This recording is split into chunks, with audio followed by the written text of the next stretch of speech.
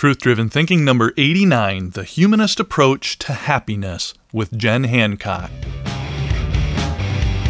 Knowledge is the difference between love and mass murder. You can't do anything unless you care to look further. Knowledge is the difference between love and mass murder. You can't do anything unless you care to look further. And welcome back once again to Truth-Driven Thinking. I'm your host, Stephen L. Gibson, and the Truth-Driven Thinking mission, by the way, is to improve the well-being of humanity through the promotion of social, emotional, and intellectual growth. You can learn more about that mission and about me, a recovering emotion-driven thinker, at truthdriventhinking.com, where you can also learn about ways you can help us in our mission to seek ever-elusive truth in all matters and questions. And by the way, you're also invited to contribute and join us on our social learning community and the new library, if you will, at the Truth Bloomfire. That's truth.bloomfire.com. But today's guest is Jen Hancock, and Jen is the author of The Humanist Approach to Happiness, Practical Wisdom. And according to an email that Jen had sent me, a big part of her message and the book is that reality-based decision-making is so much more effective at leading to better outcomes than the alternative of not taking the time to find out if your assumptions are right or wrong. Well, that made a lot of sense, and the general sentiment probably sounds quite familiar to our listeners. So the fact that Jen's here is probably no big surprise, especially given the fact that Jen is doing what I think is desperately necessary and what I frankly aspire to do through what I've called at times my own call to ministry. And that is, she's affirmatively talking about ethics, virtues, and the beauty and benefits of a reality-aware, truth-seeking, non-dogmatic worldview that shows interest and compassion in improving the well-being of our fellow human beings. Now, Jen is a lifelong humanist and writes a freelance column about humanism for the Bradenton Herald newspaper, in addition to publishing the Happiness Through Humanism blog and podcast. And I want to welcome today to the program Jen Hancock. Welcome, Hello. Jen. Hello, and thanks for having me on. We're so glad to have you here. I have thoroughly enjoyed your book, and we're going to talk about happiness, the humanist approach to happiness. But I thought maybe first off we should define humanism. Sure. The American Humanist Association defines humanism as a progressive philosophy of life that, without supernaturalism, affirms our ability and responsibility to lead ethical lives of personal fulfillment that aspire to the greater good of humanity. And really, when you think about it, who doesn't want that? Yeah, I liked that. And tell me the source for that again so I can note that. That's from the American Humanist Association. It's from Humanism and Its Aspirations, which is also known as Humanist Manifesto number 3. And don't let the fact that humanists have manifestos scare you. Yes, I am afraid of manifestos, I confess. They're not scary at all. It's just a manifesto. One of our manifestos are written by they take like 20, 30 years to write because it takes that long for people to create a consensus. And they're a statement not of what you must believe, but what humanists do believe. And if you agree with the statements in one of the manifestos, then you're probably a humanist. If you don't, then you're not. It's really not a big deal either way. Yeah, interesting. And you know, through all the work that I've done, one of the things that I noticed in reading your book and listening to you is that when people talk about labels and identification and how I identify and what I think in worldviews, you know, humanist has not been one of the first things that leaps out of my mouth. So maybe we'll change that through the course of our discussion today. Right. Well, only if it fits you. Well, sure. No. Well, let's start. We defined humanism. I'd like to know a little about your background. I think our listeners would. Why are you a humanist? How did you get there? I happen to know that you were born and raised that way, but can you tell us a little about your upbringing and your background? Sure. My family was not a religious family, all right? So we weren't indoctrinated in any one religion. And that's actually how both my parents were raised. My mom's family is Jewish. She comes from a Jewish background, and my dad's family is Catholic. But my dad wasn't indoctrinated because his mom was not a practicing Catholic when she raised him, and she didn't get back into Catholicism until he was an adult. So my dad was not raised with religion. My mom is from a Jewish family, but like culturally Jewish, not religiously Jewish, right? But on the other hand, my extended family is Catholic and devout Jewish, like Orthodox Jewish, Interesting. Chabad Jewish, Okay. like really Jewish. And so I was raised to believe and to treat people. It doesn't matter what someone believes about God, the universe, and everything. It matters whether they're a good person. That's how you judge people, not by what they say they believe, but by how they act. And they're either a good person or they're not a good person, and that's what really matters, not what they profess to believe. Interesting. And of course, we just had a lengthy podcast with Luke Melhauser about all the different definitions of good person. Can you help me a little with that? Sure. In my book, I talk about the true Holy Trinity, the character traits that really matter. And for me, when I look at other people's behavior, I'm looking for them to be an ethical person, a compassionate person, and a responsible person. And to me, if they have those three attributes, they live them, I'm probably going to like them because they're basically a good person. If they're missing one of those, then there's going to be a problem. Period. Interesting. Yeah, I liked that in the book that you said you got to have all three. Yeah, exactly. Because if you're ethical and compassionate but not responsible, where does that leave me dealing with you? If you're compassionate and responsible but not ethical, where does that leave me dealing with you? Right, right. And if you're ethical and responsible but not compassionate, I really don't want to be around you. So you have to have all three. Yeah, and sometimes I think I actually know quite a few people who are ethical and responsible but not compassionate. Mm-hmm. Yeah. But at any rate, so that you call that your Holy Trinity, and you got to have all the true Holy Trinity, not just the Holy Trinity, the true Holy Trinity. What really matters. Interesting. I like it. So back on, I kind of interrupted your history a little bit. Oh. So you had never personally been raised, but you had this respect for religiosity. Do you? So you certainly still maintain that. Respect is a strong word. Okay. It's more that, I was exposed to different religions, and I don't care what other people believe. Do I agree with what they believe? No. But that doesn't mean that they're not a good person. If they're a good person and their belief helps them get there, great. If they're not a good person or their belief isn't helping them to be a good person, then that's a problem. On the other hand, there's a lot of faith systems out there that are very detrimental. So, not all forms of faith are benign. Some of them are really dangerous. So sure. I wouldn't say I'm respectful of all faiths. But if you're a good person, then I'm not going to care what you believe.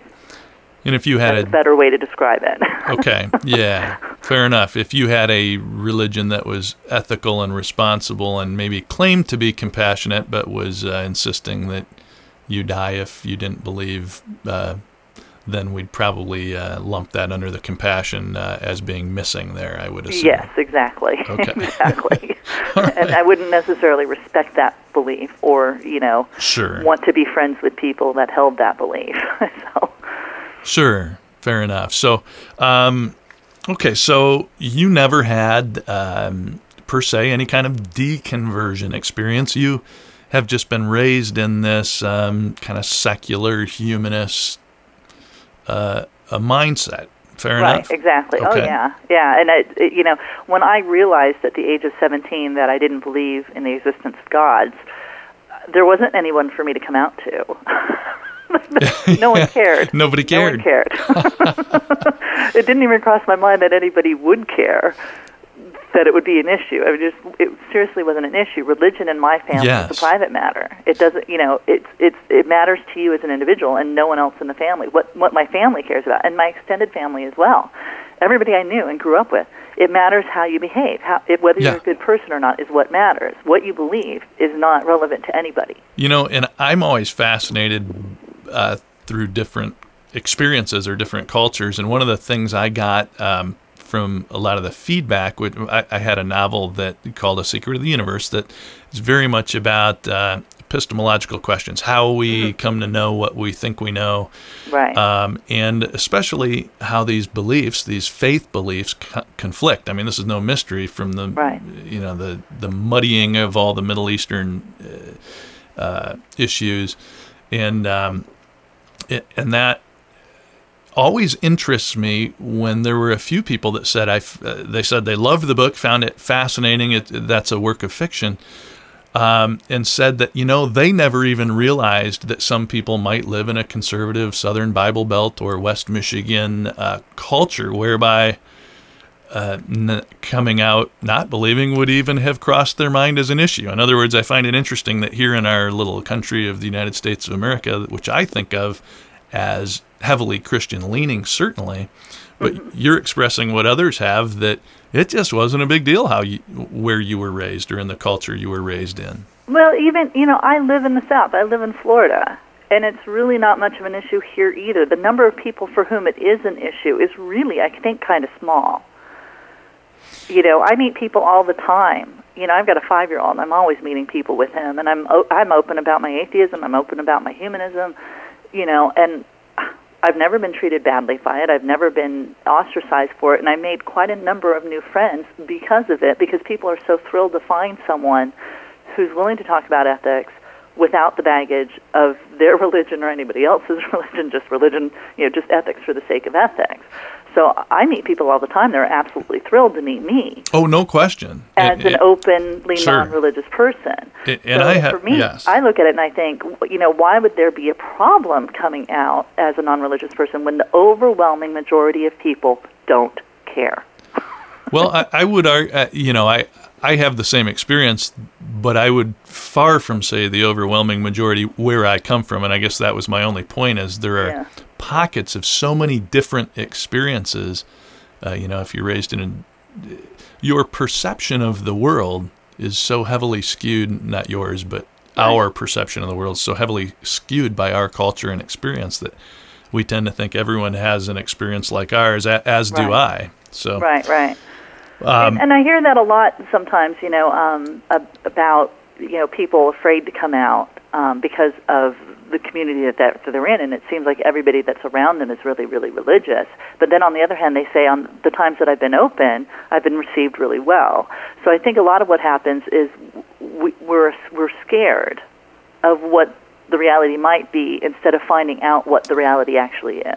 Well, I think every experience is different. Mine was kind of a big deal, and I've certainly had guests and folks for whom it was a major life deal. And for some, on the Mormon side, it can cost them pretty much everything in the world as they know it. Oh, sure. But that's more family. Yes. Issues yes. No question. Than public issues. No question. So let's keep moving forward here about your book, The Humanist Approach to Happiness, and the what I loved is the positive, because that's really, if I'm looking to improve the world and you're looking to improve the world, we darn well better have a story to tell. And through The Humanist Approach to Happiness, I think you tell a story well here. Before we get into that, let's talk about who the intended audience for your book was. I'm just curious what you had in mind for that. I had in mind teens and young adults, mostly because I have teens come and talk to me all the time about whatever's going on in their life. And I attribute part of that to the fact that I'm a humanist, and I treat them as humans and not as kids. And so I'm more willing to listen to a teenager express themselves the way they want to express themselves than a lot of adults might be. But I just had one too many bad conversations, or not bad, but difficult conversations with a young person who was struggling with issues. And one in particular was a neighbor's girl who was complaining to me that her boyfriend hadn't called. And on questioning, it turned out to be not a boyfriend, but a boy she had had sex with and never dated. Yeah. And she didn't know that, A, this boy wasn't her boyfriend, and B, that he probably was never going to call her, Right. And she was shocked. And I thought, this is, that wasn't just the only conversation. I mean, I've had other conversations like that before. And I thought, someone really needs to write a book for these kids whose parents didn't prepare them properly for life. Right. Because it's not just dating and relationships and sex. There's a whole number of things, like how to deal with peer pressure, how to deal with people who don't like you, how to drink responsibly, how to drive responsibly, all these things that your parents should be preparing you for that a lot of parents just aren't. And I thought, okay, as soon as you think someone should write a book, it's probably your responsibility to write it. Yeah. So I did. There was a book when our kids were little, and my kids are now college age, senior in high school and college. And it was by Ron Clark, a teacher of the year. It was called The Essential 55, and it was his 55 classroom rules, but they were really life rules. Right. And I know for many of the kids, I loved the book. My kids loved the book. I learned some things about table manners or some other little tips that at 30 at the time, or 40 or whatever, I was, mid-30s, that I didn't know. And I thought, how cool to just have a fun, interesting checklist. And that was like grade school appropriate. And I had really flashbacks to that reading your book as a late teen, young adult, similar thing where, I'm a big fan in business of process, and I was a pilot, so we use checklists. And yet as parents, there's so much that we try to cover, but we'll just plain miss once in a while. And that's what I liked, was the comprehensive kind of nature of this. Yeah, and that happens. If it doesn't come up in a conversation with your kid, then you might not know they're having a problem and need to know this information. It's like there's nothing so obvious as what's not obvious. Right. So. Right. So, well, that is kind of what I assumed about the audience. I was thinking, I bet a lot of our listeners would enjoy the book, and when you deal with skeptics, you're going to find some. And in all candor, there are a few nits I would pick here and there, which, again, when you're talking to skeptics and... Right. Well, what's really funny is I completely expected more people to disagree with me, because I'm kind of opinionated in the book. Yeah, right. And I'm actually shocked that I've only had like 2 little areas of the book people go, I don't agree with that. And pretty much everything else people do agree with. And I'm like, and I can understand why they don't agree. I just thought people would disagree with me all through it. Yeah. Well, I think, though, age appropriate, and that helps me to know your audience a bit here too, which again is what I assumed. But right. You do kind of, let's face it, we have to oversimplify a little bit. And I thought you handled some of the things, grief, just really well, in terms of saying, let's not assume that faith is a comfort to everybody, because some people it isn't, and not make it a lot more complicated than that. But right. So you talk about polite. Why does it matter that people are polite? Right.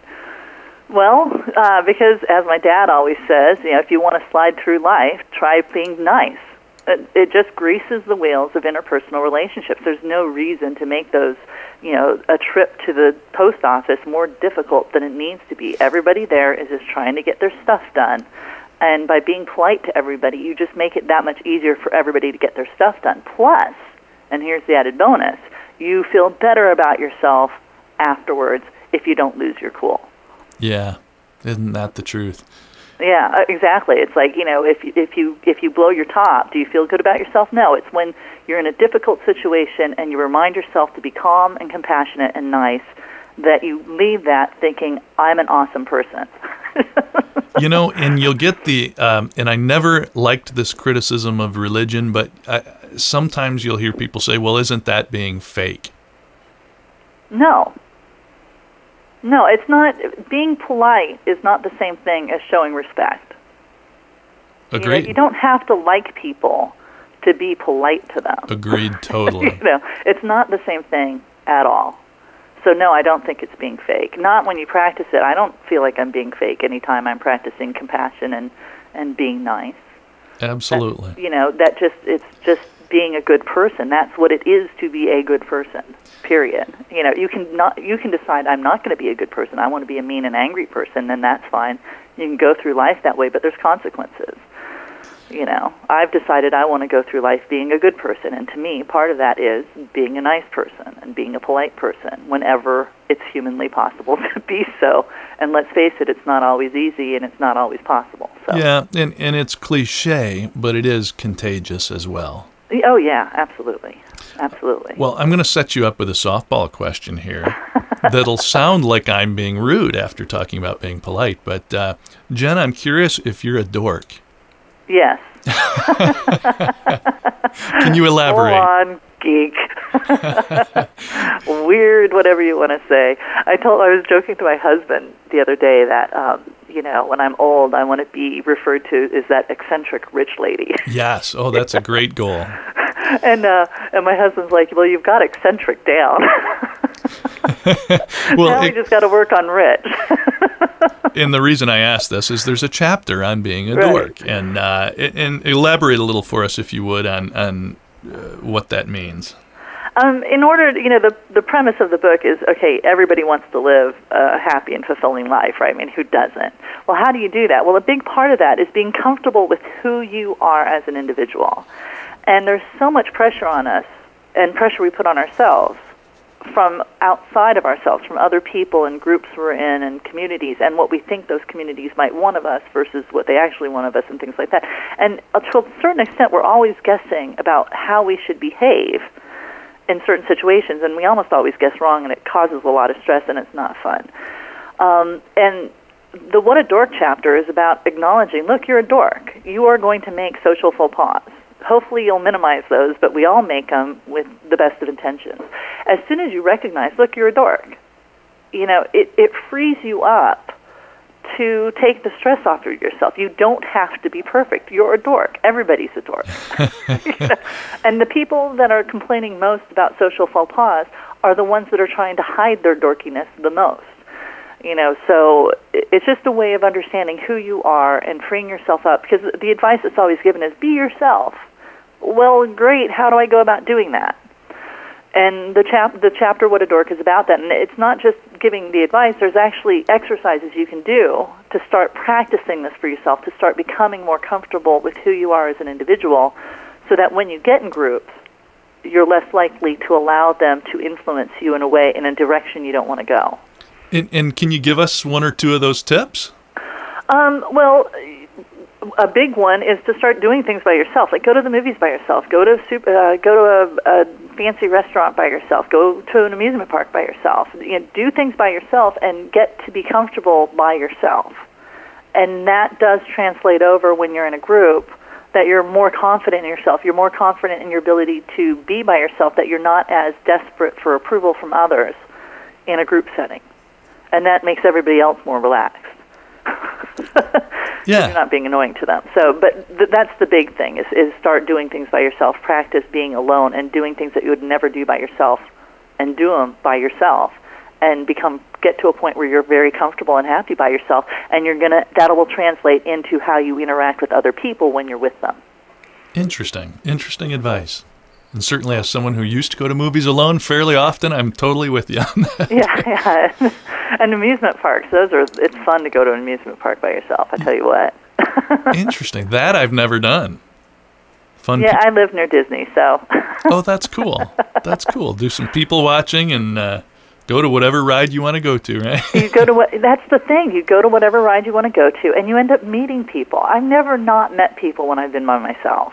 You know, I always end up meeting people, and that's what you realize. That's the really big thing, is you realize that you don't need these friends that are horrible, because as soon as you open yourself up to be by yourself, you'll meet other people that are actually nice and that you actually like, you know. So you're never stuck for friends unless you are convinced you're stuck for friends.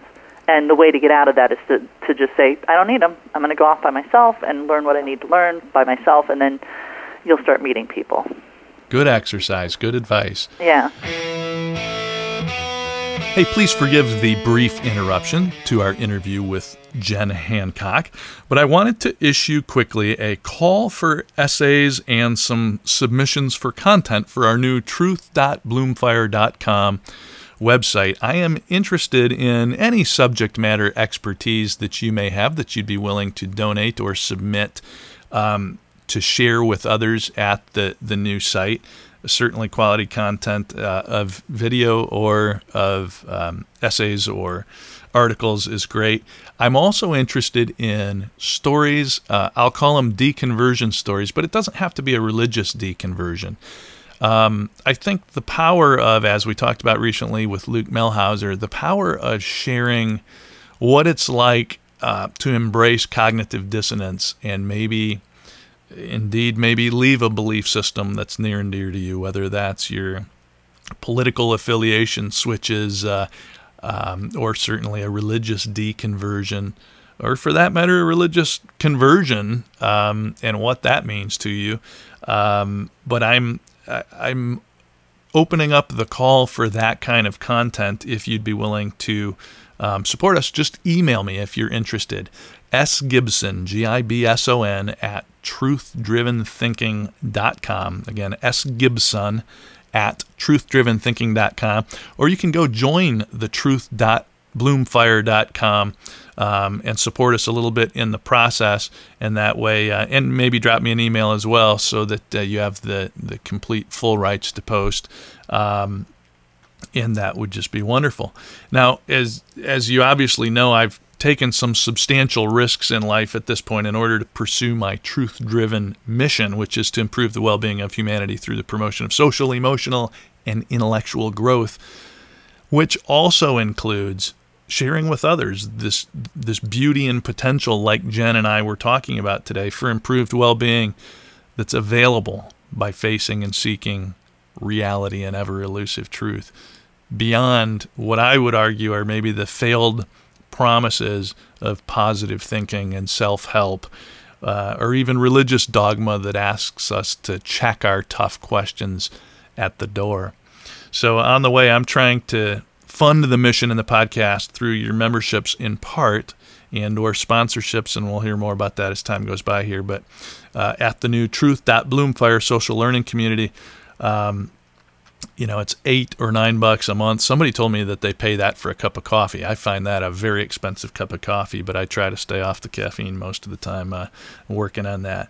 But way beyond helping us, my hope is that in the coming weeks, with your help, we're able to build this library of indexed articles, content, videos, lectures if you want to put a YouTube video or actually upload a video file. And then we can attach your questions and comments, which is kind of cool, and create this kind of permanent library of these exchanges to help others who are navigating, because we tend to forget where I was 5 years ago. There are resources and interviews that I had with Bishop Spong or otherwise that would really have helped me to navigate those troubled waters that can come with changing one's mind or worldview, or being available, hitting that wall of cognitive dissonance when you run into new information, wherever that leads you. So enough with the interruption. We'll get back now to the interview with Jen Hancock. You talk about humanism and evidence-based living as a path to happiness.